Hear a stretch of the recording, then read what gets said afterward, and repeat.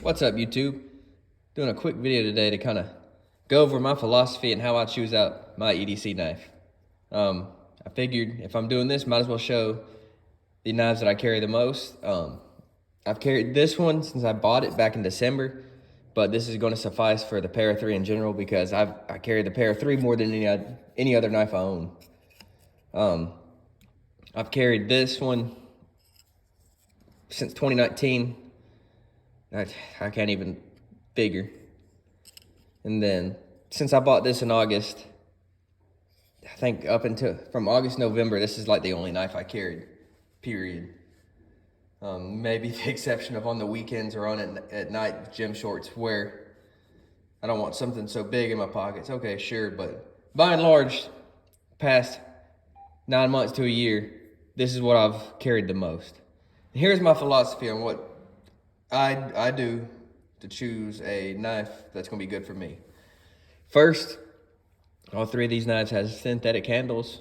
I prefer G10 the most, carbon fiber second, and then I actually love FRN. Not a huge micarta fan. I have a micarta knife here, just kind of for reference, I guess. You can see the difference in the three synthetic materials. I'm not a fan of micarta, mainly because I work outside and I sweat. And it's gonna hold that bacteria and micarta can start to stink. I don't wanna have to wash my knife with Dawn dish soap in order for it to not stink. I've had micarta start stinking with me, and I guess it's not my thing. I like the way it feels, but I prefer G10. And carbon fiber can be slick, but this knife here, the Southern Grind Bad Monkey, has textured peel ply carbon fiber. I love it. It has the same traction, almost like a cloth feeling that micarta has without the stink, and doesn't retain oils, doesn't look nasty.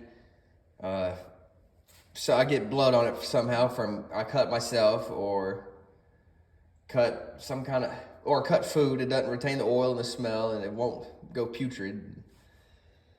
To me, micarta can just be kind of nasty if you're doing a lot with your knife. It holds the bacteria and it's kind of icky. I would never buy micarta used from somebody just because people are disgusting in general. So yeah, that's not happening for me. I'm sure I'm wrong in some way, and y'all can reply however you want, but that's just my opinion. I love FRN just because it's lightweight. It can feel kind of chintzy to some, or cheap, but you know what? It's durable. You can't say it's not. It's very durable. As you can see, I prefer either a compression lock or a liner lock. I prefer to have both of the scales on my knife be of the same material. I carry a Chris Reeve knife every now and again. It's a great knife.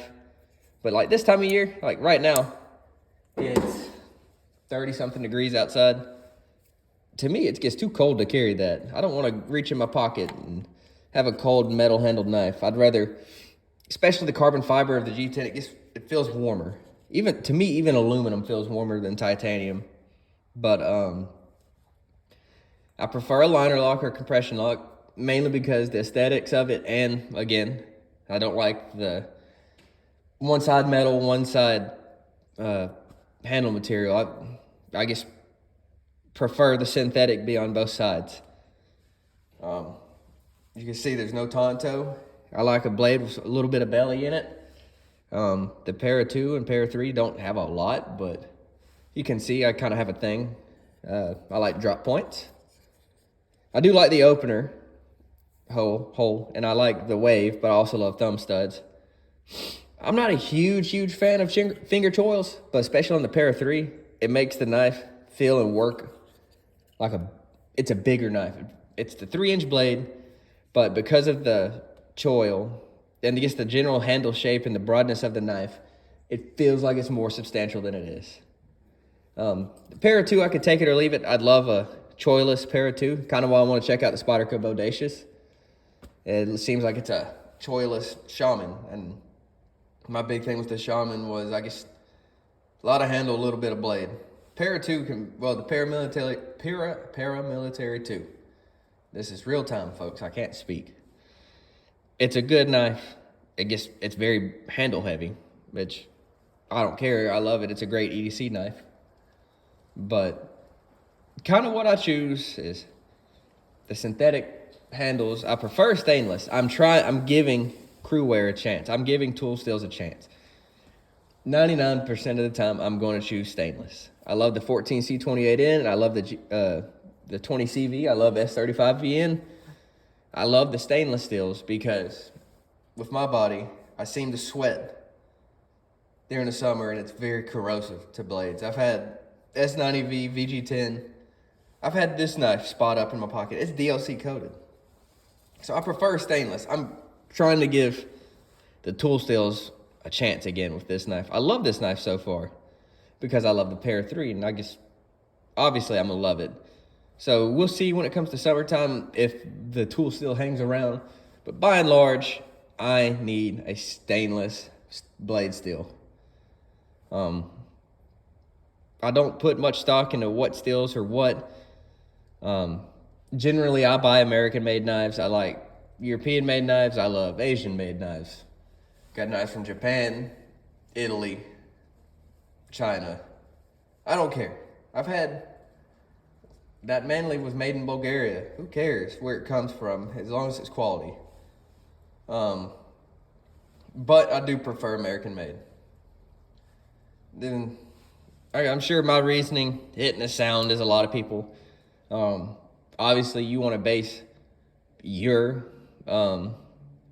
criteria and daily needs on the knife that you need to get. This is just how I choose mine. But hope you enjoyed this rambling video, and check out my other stuff. If not, see ya.